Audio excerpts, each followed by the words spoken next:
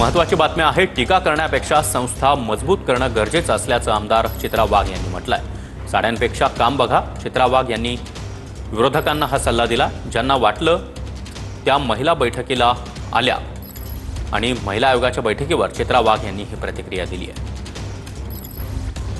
ताई, एकीकडे बैठक झाली, दुसरीकडे रोहिणीताई खडसेंनी पण आता बरीचशी टीका टिप्पणी केली आहे रुपालीताई चाकणकरांवरती आणि राजीनाम्याची तर मागणी केली आहे, पण त्यासोबतच रील्स बनवतात, मेकअप करतात। रश्मिकांत मंदनांची पण उपमा त्यांना दिली।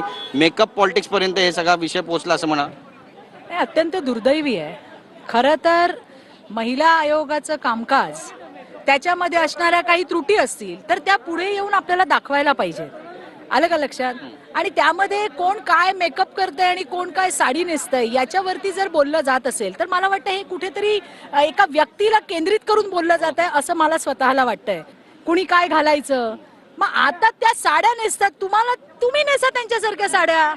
तुम्ही काम बघा काय येते, आणि जर काम होत नसेल तर ते काम दाखवून देणं आपलं काम आहे।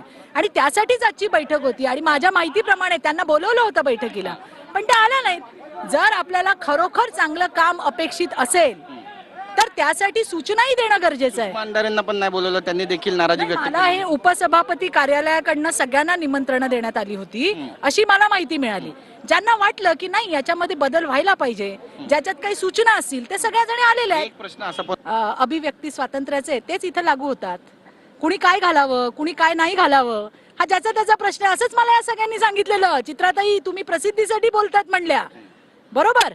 तर मला त्यांना हे सांगायचं, संविधानात लिहिलेलं नाही कुठे की राजकारणात समाजकारणात काम करताना सिल्कची साडी घालायची का कॉटनची घालायची, लिपस्टिक लावायची का नाही लावायची।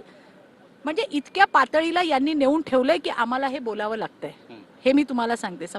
नक्कीच ताई, धन्यवाद आमच्याशी बातचीत केल्याबद्दल। कॅमेरा पर्सन मनीष विचारेसह गिरीश गायकवाड, TV9 मराठी, मुंबई।